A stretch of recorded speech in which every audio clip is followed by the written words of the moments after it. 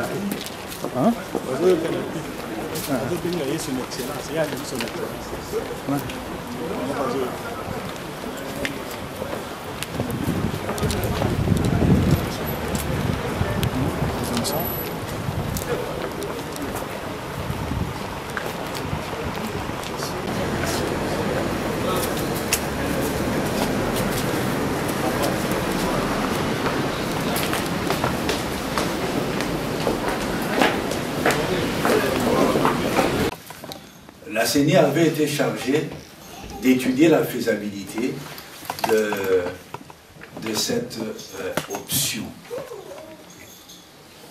Jusque-là, la CENI ne s'est pas encore prononcée. Les études continuent. Il semble qu'il y a une disparité entre les Congolais d'une ville à l'autre.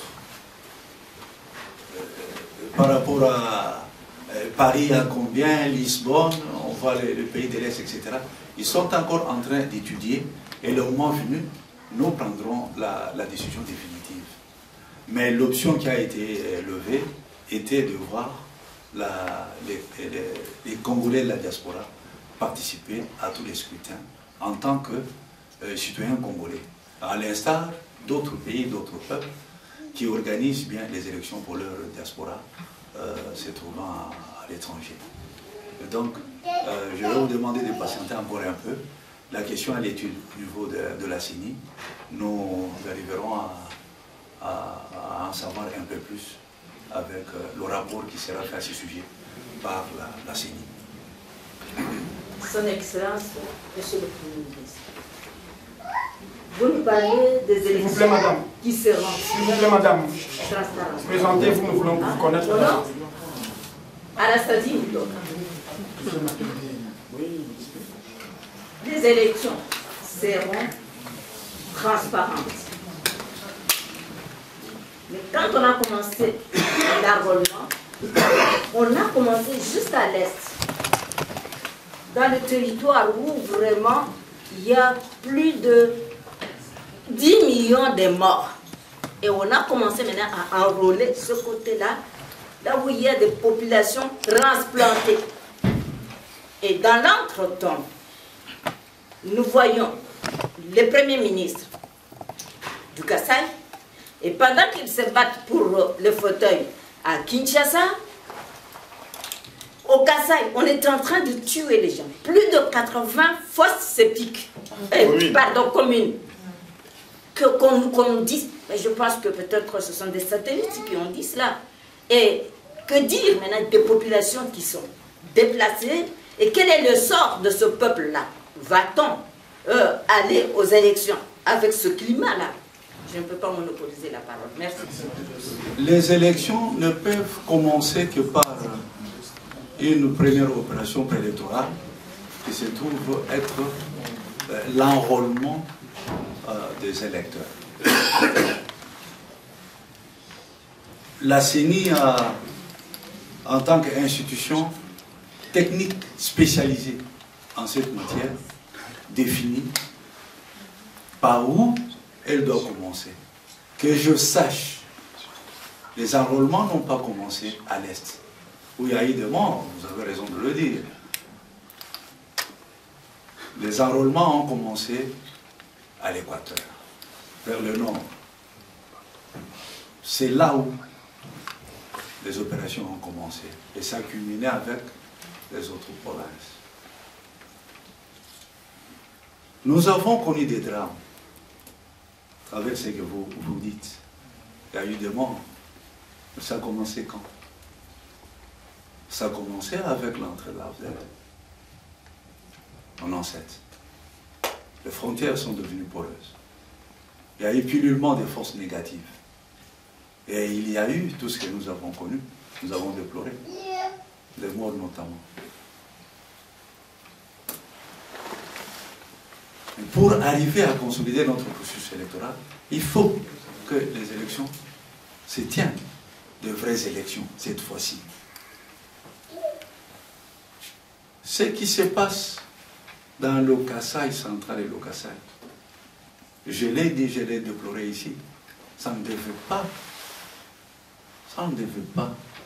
se faire à la suite d'un simple conflit de pouvoir coutumier. Tout a été mis en œuvre pour arrêter la tragédie, arrêter ces drames. Et la CENI et même la nation s'est trouvée devant deux options.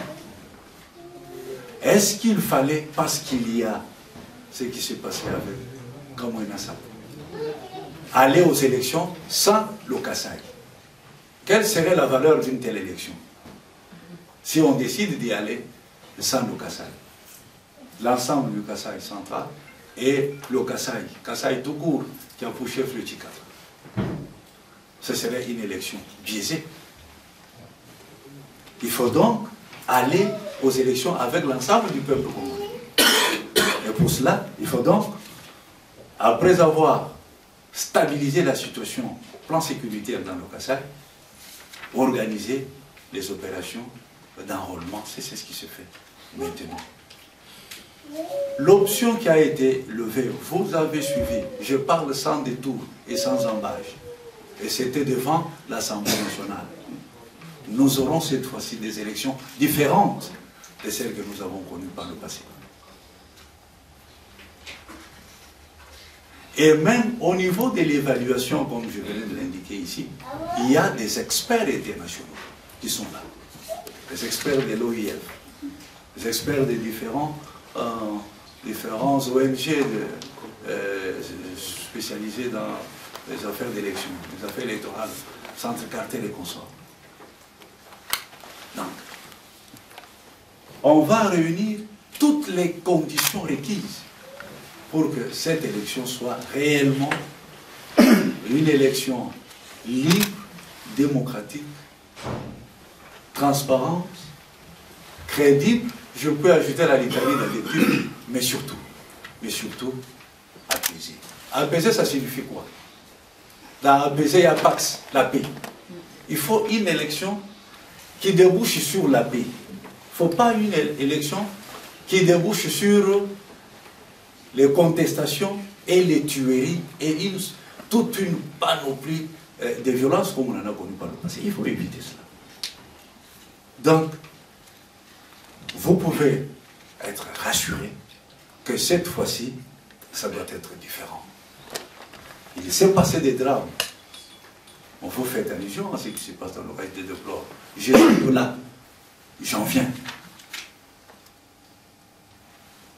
Et je ne peux pas accepter que les choses se fassent sans le Kasaï, en dépit des drames que l'on a connus. Au moment où nous parlons, je l'ai dit, ceux qui m'ont suivi, les milices sont totalement démantelées, éradiquées. Il y a quelques poches de résistance avec quelques terroristes par-ci par-là. Vous savez, c'est comme une maladie. Quand elle arrive très vite. Quelqu'un que vous avez rencontré le matin ou que vous avez, avec qui vous avez été au service le matin, le soir il tombe malade, mais vous arrivez, vous ne le reconnaissez plus. En train de crier de douleur, etc. Mais pour partir, la maladie, elle part à pas de tortue alors qu'elle est venue à pas de cheval. C'est ça le problème. Mais on fait un effort. On fait un effort. Les opérations préélectorales se feront sous contrôle et on va tout vérifier. Certes, il y a la division sociale du travail, comme je sais ce que je veux dire, mais nous allons tout faire. On va fouiner. On va mettre des loupes pour tout regarder. Quand c'est OK, on valide et on va aux élections, une élection qui sera apaisée. Et sur ce plan, madame, vous pouvez compter. Je me félicite de votre préoccupation, de votre souci. C'est le souci de tout le monde. Il faut que ça change. Quand il se passe des choses dans notre pays, nous qui sommes au pays, nous pouvons encore dormir, mais vous qui êtes à l'étranger, ça doit vous faire honte. Voilà votre pays. Il y a un ami personnel que certains d'entre vous connaissent, paix à son âme, inspecteur général Kazumba. Il est à l'aéroport d'Alger. Il voit deux blancs qui l'approchent. Nous sommes en 2007. Mais mon cher frère, vous là, le Congo, quand on prend la carte de visite du Congo, avec tout ce qu'on apprend là, les cuivres, c'est un producteur mondial, le diamant, premier producteur mondial, le cobalt, premier producteur, etc. Mais quand on suit les nouvelles qui viennent des chevaux, ça fait honte, etc. Donc, nous devons tout faire pour inverser la mauvaise tendance. Et le Congo doit redevenir un pays qui est cité, pas toujours à mal, en négatif, mais cité en positif. Et cela relève de l'effort collectif de nous tous. C'est un effort collectif pour améliorer l'image et le fonctionnement de notre pays. Voilà ce que je pouvais vous dire, madame, par rapport à votre question. Je m'appelle Chini Chiswaka, Clément. Je suis un ancien membre de l'UDPS depuis les années 80. J'ai milité pour cette partie-là. Et j'ai risqué ma vie aussi pour cette partie. J'ai une question à vous poser. Depuis des années, on a la guerre dans notre pays, que vous avez citée pas longtemps, qu'on a plein de richesses. Pourquoi cette guerre-là est toujours à l'Est et non dans d'autres régions? Je voulais savoir pourquoi. Et puis, la deuxième question.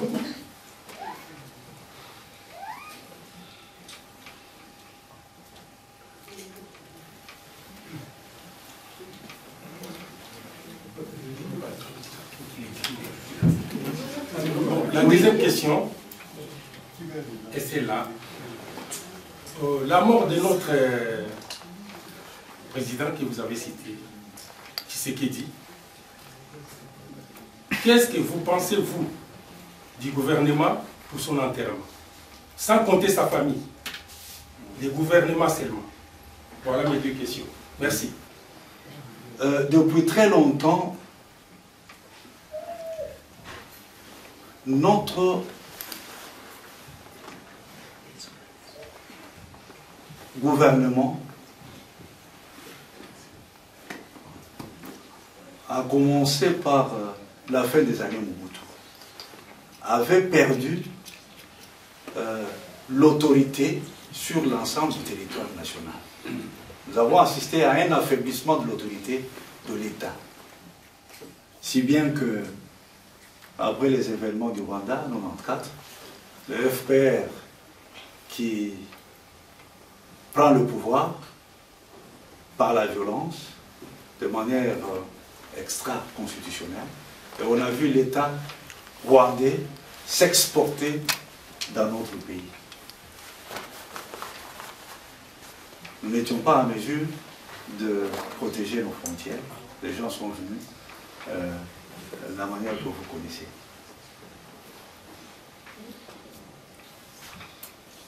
Donc la première raison, c'est la perte de l'autorité de l'État sur l'ensemble du territoire national. Nous avons des institutions qui étaient très faibles. Quel est le rôle de l'armée dans un pays?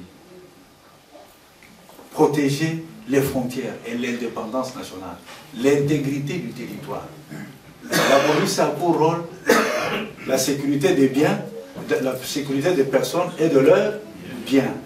Mais vous prenez les deux services ensemble, vous êtes incapables de jouer correctement leur mission traditionnelle et constitutionnelle. On a plusieurs frontières, monsieur le ministre. Oui, mais j'arrive. J'arrive. Alors ça fait que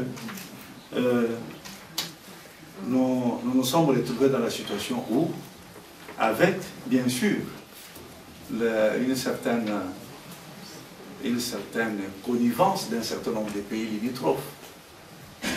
Parce que vous savez qu'il y a eu une coalition qui a fait que l'AFDEL entre au Congo comme le couteau dans du beurre.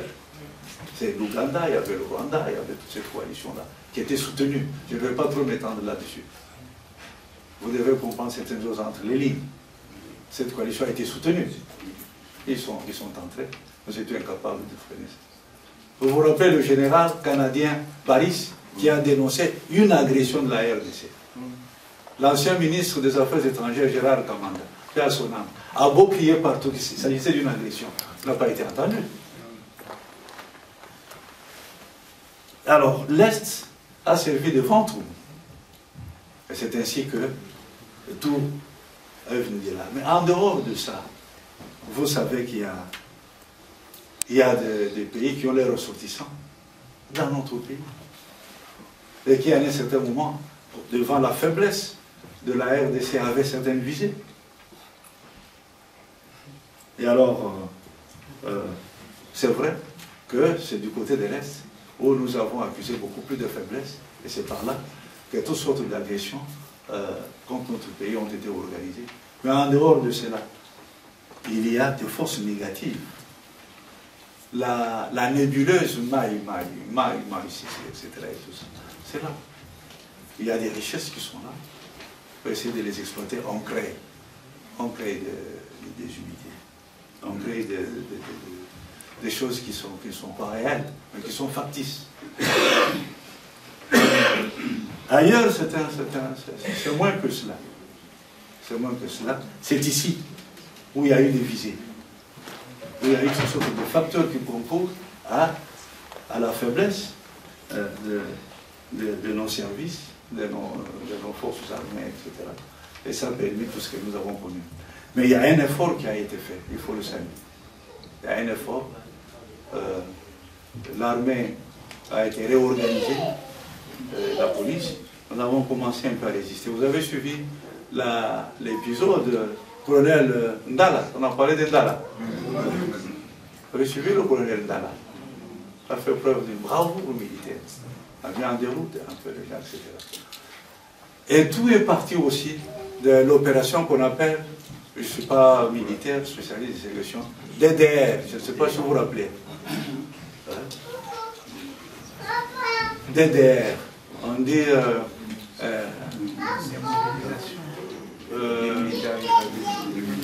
démilitarisation, etc., et tout ça. Ça a permis de créer une armée trop faible, avec le principe de la non-révocabilité des grades obtenus par les milices dans les milices. Quelqu'un, comme disait un confrère avocat que je connais, qui a été arrêté tout le temps dans son village, vers les touristes, parce qu'il volait des poules, mais qui se retrouve colonel dans l'armée. On dit, vous ne pouvez pas révoquer ça. Vous allez vous retrouver avec quel type d'armée? Avec quelqu'un qui a à peine écrit son nom, mais il a pris des galons, colonel. Heureusement, petit à petit, bon an, mal an, on a essayé de corriger. Maintenant, les forces armées ont été formées, réagrandées, les choses commencent à marcher. C'est cela malheureusement, mais il y a des efforts qui sont faits pour que cela ne nous arrive plus. Il y a des formations qui sont organisées par cycle pour essayer de renforcer les capacités au niveau de l'armée, au niveau de la police. Ça commence à marcher. Et je pense que même à l'Est, où nous avons paru très faibles, ça ne va plus être le cas. Vous parlez de la mort du président Tshisekedi. Le président Tshisekedi, paix à son âme, j'aurais dû commencer par vous demander de garder une minute, on l'avait déjà gardé, c'est y compris pour ces grands dirigeants, c'est le président Tshisekedi. En 80, moi j'étais tout jeune, mais un marxiste-léniniste convaincu. Je l'ai contacté avec les autres et tout ça. Je fais partie de ceux qui ont créé le parti. Je l'ai vu fonctionner, j'ai été à ses côtés. Au total, aujourd'hui, on peut parler de 37 ans. Félicitations. Il est mort au moment où on ne s'y attendait pas. Mais ça c'est la volonté de Dieu. Personne ne peut interférer sur la volonté de Dieu. Qu'est-ce que je fais aussitôt que j'ai pris mes responsabilités? Je dis, et je l'ai annoncé, que nous allons organiser, en mémoire de cet homme, des obsèques grandioses, qu'il mérite. Tu sais que dit, c'est quelqu'un qui avait décidé de se sacrifier pour qu'il y ait la démocratie dans ce pays. Ceux qui sont des l'UDPS savent que j'étais arrêté en 88 avec lui. Amené au SARM et tout ça, nous avons fini à Makala, avec lui. Vous le savez. J'étais là. C'est moi qui ai organisé le meeting en mémoire de Lumumba le 17 janvier 88. J'étais là. Il revenait des États-Unis. On lui avait dit que vous venez parler ici alors que au pays, il n'y a personne qui vous suit. Il a dit, je vais vous prouver le contraire. J'étais là. Il est mort. Je dis, il faut des obsèques. Qu'est-ce que je fais aussitôt que j'ai pris possession de ma responsabilité? J'ai posé la question, qui est là au niveau de la famille aujourd'hui? Parce que ça, j'aimerais vous le dire, c'est entre nous. La gestion du dossier de la mort du président a été gérée de façon calamiteuse et irresponsable. L'on a essayé de trafiquer avec la mort du président, de conditionner le rapatriement du corps à certaines choses qui n'avaient strictement rien à voir. Et quand j'arrive, je dis, j'aimerais maintenant reprendre les choses à main. On doit rapatrier le corps du président, on lui doit des obsèques dignes de son nom. Et on m'a dit que les autres ne sont pas là. Son petit frère, l'évêque Gérard Moulumba, vous le connaissez? Oui. J'ai demandé où est Monseigneur. On m'a dit, Monseigneur est allé à Mouika, dans le Kasaï, où il est évêque. Il est allé ordonner certains prêtres. J'ai demandé son numéro, on me l'a passé. Il avait déjà quitté Mouika pour ordonner un prêtre à Ilebo, Paul Franqui. Je l'appelle, vous êtes où? Je suis ici, et j'ai besoin de vous. Il dit non, avec l'état de route, je mettrai 1 semaine et demie pour arriver à Kananga. Je lui dis, ah non. J'ai affrété, je dis bien j'ai affrété un petit porteur le lendemain qui est allé le prendre à Ilebo jusqu'à Kinshasa. Et quand il est arrivé, il arrive vers 17h. À 18h, j'étais au centre Caritas de la Gombe, vous connaissez? Je suis allé le voir là-bas pour parler comment arrêter le programme de rapatriement, la dépouille du président et l'enterrement. Et nous avons convenu que maintenant que le gouvernement prend les choses en main, je m'engage à prendre en charge la totalité des frais et de rapatriement, la construction du caveau et du mausolée, et l'endroit où le président sera inhumé. Alors, et c'est lui-même, Monseigneur, qui propose, on va observer une trêve, pas de déclaration incendiaire, pas de ceci, cela. Si on n'est pas d'accord avec le gouvernement, on n'est pas d'accord avec le Premier ministre, non, on n'est pas d'accord avec le président Kabila, avec un tel, mais là, c'est le deuil. Le président est mort, la trêve, on rapatrie les corps et on l'enterre dignement. Comment on va faire? Bon, on va prendre les membres de la famille, on va prendre aussi d'autres personnes avec le gouvernement. Je désigne les membres du gouvernement. Emmanuel Ramazani Shadai, Kimbuta. Voilà, pour le gouvernement. Mais sous ma supervision. Ok. 3 jours plus tard, c'est toujours le fameux Kabound. Vous connaissez? Kabound. Qui fait des déclarations pour dire non, nous ne voulons pas du gouvernement, nous-mêmes nous allons le faire, nous allons enterrer le président à la permanence, etc. Et il y a des choses qu'on n'a pas osé vous dire en toute objectivité. Le même groupe, je préfère que vous fassiez attention à ce que je vous dis. Au moment où nous convenons, comment il faut enterrer le président avec honneur et pacifiquement. En affrétant un avion qui devait faire Bruxelles, Le Caire et Kinshasa, et arriver, comme nous avons connu à l'époque, le raid d'Antébé. Vous avez suivi le raid d'Antébé? Arrivé dans la matinée, le président arrive pour déclencher une sorte, ce que nous disions, nous marxistes à l'époque, l'eschatologie du grand soir. Donc le soulèvement général. Mais vous savez, mes chers frères, qu'il y a des règles dans tous les domaines. Un avion ne peut pas quitter Paris, arriver à Kinshasa, s'il n'a pas reçu l'ordre d'atterrir. Et vice-versa. Il y a les autorités de l'aéronautique, etc. Et lorsque les contacts ont été pris avec l'aéroport du Caire, les services étaient informés et ils ont tout suivi. Mais comment voulez-vous que nous sommes en train de préparer avec un responsable comme Monseigneur, comment rapporter les corps, l'enterrer dignement, mais on prépare les raids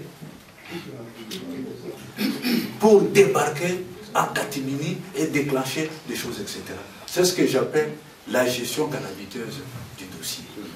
Mais que cela n'y tienne, j'ai dû reprendre les choses, revoir Monseigneur, etc. Je reçois Bonan. Est-ce que vous connaissez un certain Bonan? Oui. Je reçois Bonan, je reçois Christian Chimini, je reçois Mickey. Je parle avec eux comment nous devons faire. Parce qu'il y a des irresponsables. Il faut des responsables. Et donc, nous avons évolué. On a signé un communiqué conjoint. Je pense que si tout va bien, parce que le site est déjà identifié, le président sera enterré du côté d'Ensélé. On va construire le caveau de Moselle. Et donc, nous allons arrêter le programme, la chronologie. Et donc, j'ai pris cet engagement. J'y tiens. Nous allons réserver au président les obsèques en son nom. Il sera enterré dans les prochains jours. J'ai eu même, vous pouvez vérifier, par mon initiative, tout fait en réunion ciel et terre pour atteindre Maman Marthe et parler avec elle. Pour dire que le président n'est pas qu'un compagnon. Le président n'est pas que président du parti, etc. Mais il représente plus pour moi. Et donc, vous enfoncez une porte très largement ouverte. Je tiens à ce que le président soit enterré avec dignité et que le peuple congolais, pour qui il était prêt à se sacrifier, lui rende des honneurs plus grands. Voilà ce que je veux dire. Yes. Moui Pierre, représentant de l'UDPS en Belgique. En perdant Étienne Tshisekedi, l'opposition a perdu un élément essentiel du rapport de force entre elle, l'opposition, et le pouvoir de l'État. Donc la mouvance présidentielle. Et la politique étant d'abord le rapport de force, j'aimerais savoir qu'est-ce qui vous convainc que Kabila acceptera les élections apaisées et surtout les scores de ces élections apaisées. Ma demande est celle-ci. Nous qui venons de loin, nous sommes plusieurs fédérations de l'UDPS ici, nous aimerions avoir un entretien privé avec vous en dehors de ces cadres ici, même d'une demi-heure. Je vous en prie. Monsieur Pierre Adolphe, pour votre question, c'est vrai, la politique, c'est trois choses. Le rapport de force, les calculs et la lutte d'intérêt. Voilà les paramètres de la politique. Le président est mort, mais il ne s'agit pas tant la question de la présence du président. Il y a une volonté ferme du gouvernement, du président de la République, pour que on organise les élections et que les élections règlent la question de la légitimité. Moi, je suis, depuis le 7 avril, comme je venais de le dire, on l'a dit avant moi, Premier ministre. Je n'ai jamais entendu une seule fois le président Kabila dire « c'est très bien comme Tshisekedi est mort, c'est fini les élections, maintenant je vais m'éterniser au pouvoir, je vais personnaliser le pouvoir, Dieu a bien fait de le retirer, maintenant je vais en tirer profit. » Non. Je rencontre le président Kabila en tant que Premier ministre chaque fois que de besoin, mais aussi nous nous voyons pour préparer le Conseil des ministres et consorts. Il tient fermement à ce que l'on organise les élections. Et que, après ces élections, que le pays reste dans sa posture de paix, de stabilité, comme nous l'avions voulu en signant l'accord de Sun City, après tout ce que nous avons connu. Je ne vois pas le président vouloir tirer profit de la disparition du président Tshisekedi pour se maintenir au pouvoir. Je ne vois pas cela.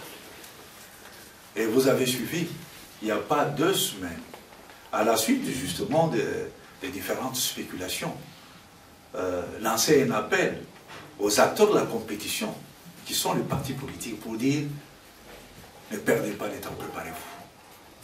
Et en même temps, cet appel est adressé à sa propre famille politique. Et préparez-vous, nous irons aux élections. Au principe, l'option des élections et peut-être les contraintes qui font qu'elles n'aient pas lieu à la date qui était convenue, décembre, c'est des choses différentes. Donc, les élections vont être organisées indépendamment du sort des humains que nous sommes. Parce qu'il n'y a pas une autre voie de sortie.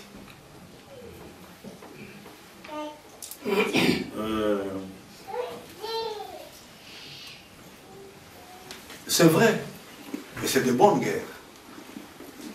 Surtout avec les amis de l'autre rassemblement. Dès lors que l'on n'a pas été choisi, tout est mauvais.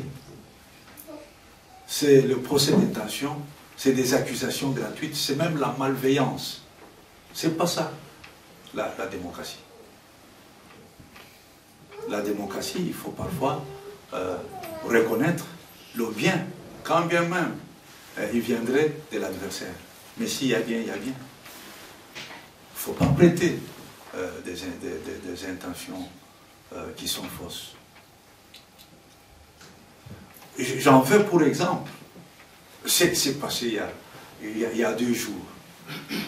La CENI qui estime que le coût des élections au Congo est onéreux. C'est coûteux. On peut introduire une innovation dans le sens d'un vote électrique. C'est un raisonnement à haute voix. C'est une proposition qu'on peut discuter.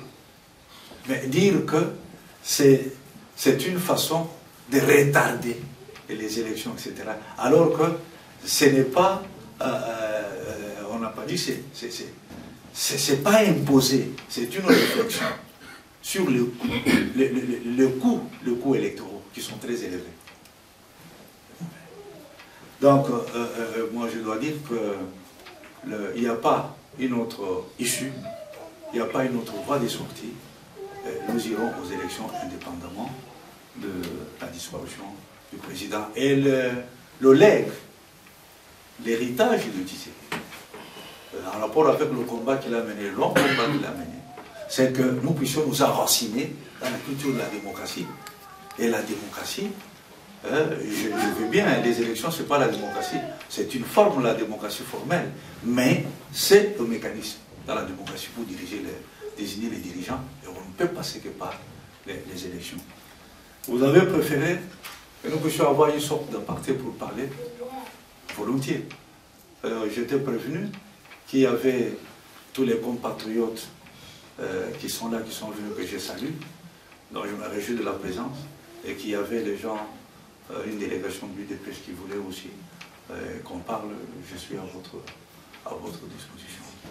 Nous allons prendre la toute dernière question. Il y a une grande chaîne ici, il y a 3 autres ici qui va poser la question. Merci beaucoup. Donc, je suis Kara Soli, de l'issue des membres de l'Union internationale des journalistes africains.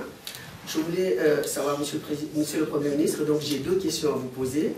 La première donc, concerne le Congo, bien sûr, et la seconde vous-même, si vous me permettez. Eh bien, c'est justement pour savoir, comme vous l'avez évoqué tout à l'heure, que le coût des élections, 1,3 milliard, j'imagine, en dollars. Hein. Et est-ce que vous pensez pouvoir les réunir en décembre pour pouvoir organiser les élections dans des conditions convenables? Et la seconde question, est-ce que le Premier ministre du Congo est sur la ligne de départ? Est-ce que vous serez candidat à cette élection présidentielle? Je vous remercie.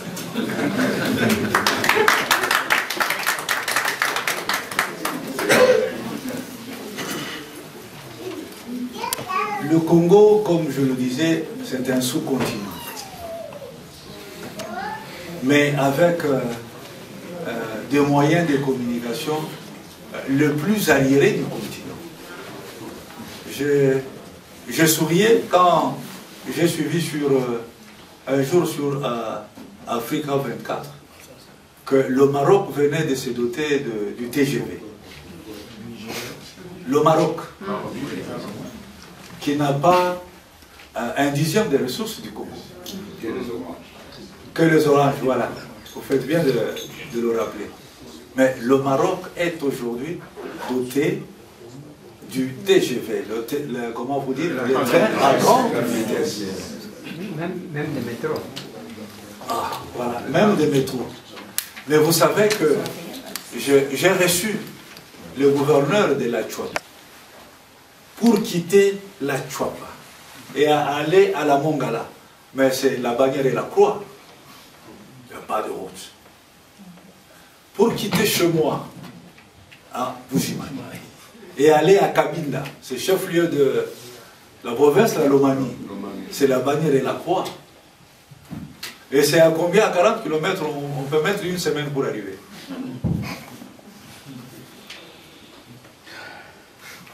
Il y a peut-être que l'ex-Léopoldville, qui était attendu pour aller à Kikwit, peut-être c'était un peu facile.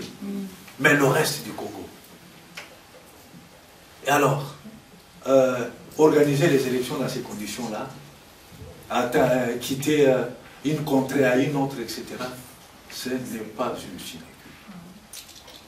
Et donc, 1 milliard, l'enveloppe de 1 milliard, 300 millions de dollars, c'est pas peu de choses.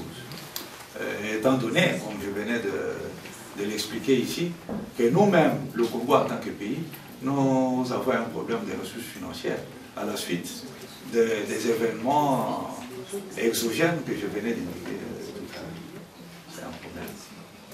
Mais malgré ce coup, il y a une volonté, une détermination de tout faire pour organiser les élections. J'ai indiqué clairement lors de mon adresse au Parlement que si nous n'arrivons pas à réunir ces montants, nous n'hésiterons pas à nous tourner vers nos partenaires traditionnels.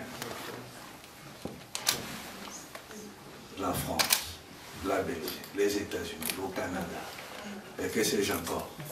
Aidez-nous. Aidez-nous à organiser les élections, ça demande de l'argent.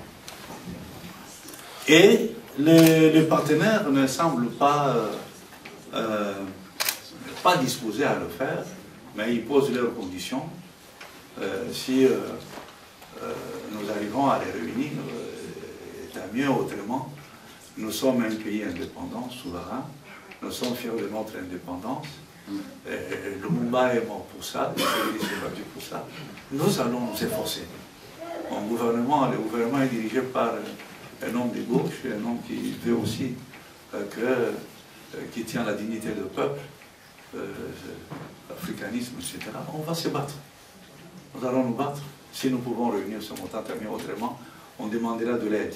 Vous connaissez le pays le plus endetté du monde. C'est quel pays? Les États-Unis d'Amérique, qui est la première puissance économique et financière. Donc, nous endetter, tendre la main, ce n'est pas une honte, on le fait là. Parce qu'il faut nécessairement et forcément arriver à organiser les élections. Vous posez une deuxième question, insolite. Vous me demandez si je serai candidat. Je pense que à chaque jour suffit. Pour l'heure, je suis fier de faire le travail que je fais dans l'intérêt de notre peuple, de notre pays. Si par mon action, on peut soulager la misère de notre peuple, la précarité de notre peuple, contribuer au règlement des problèmes, ce serait une très bonne chose.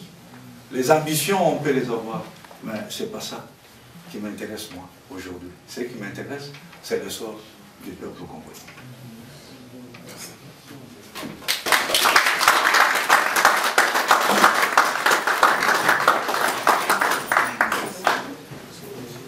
Mes chers frères, encore une fois, je tiens à vous remercier.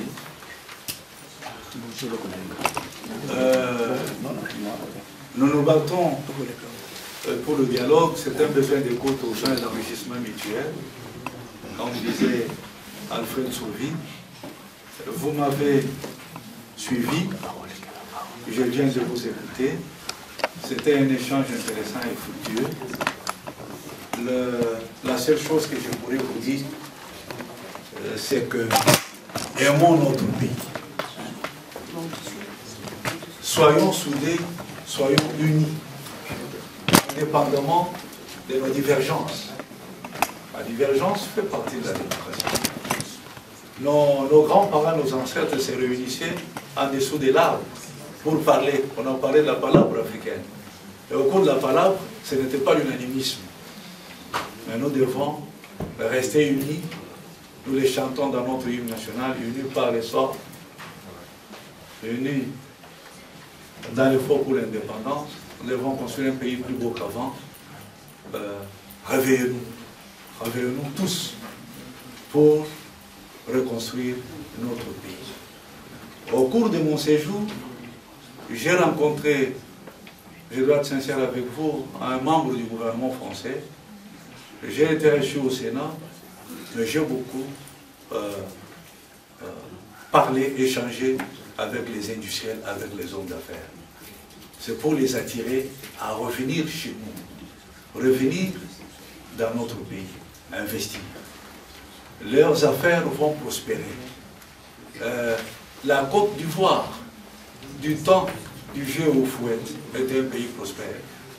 Parce que Houphouët disait, un étranger qui vient, qui construit quelque chose, votre enfant, s'il n'a pas à manger chez vous, peut aller chez le voisin trouver quelque chose.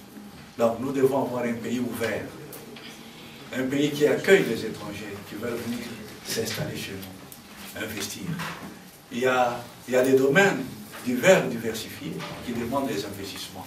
Mais pour cela, il faut que nous menions une politique attractive, que nous insérons la bonne gouvernance et que vous qui êtes à l'extérieur, vous devez jouer votre rôle d'ambassadeur du Congo. Si vous voyez quelqu'un qui trimballe avec un sac d'argent, il ne sait pas où le placer, indiquez-lui les chemins du Congo. Et nous avons besoin de ça. Ouais. Indiquez-lui les chemins qui viennent. Nous allons l'accueillir, qui viennent investir. Nous avons besoin d'investissements dans tous les domaines. Il y aura d'investissements qui seront liés à l'effort des Congolais. Le Congo deviendra, comme disait Nkrumah, la force, le meilleur fleuron de l'Afrique. J'ai dit, je vous remercie.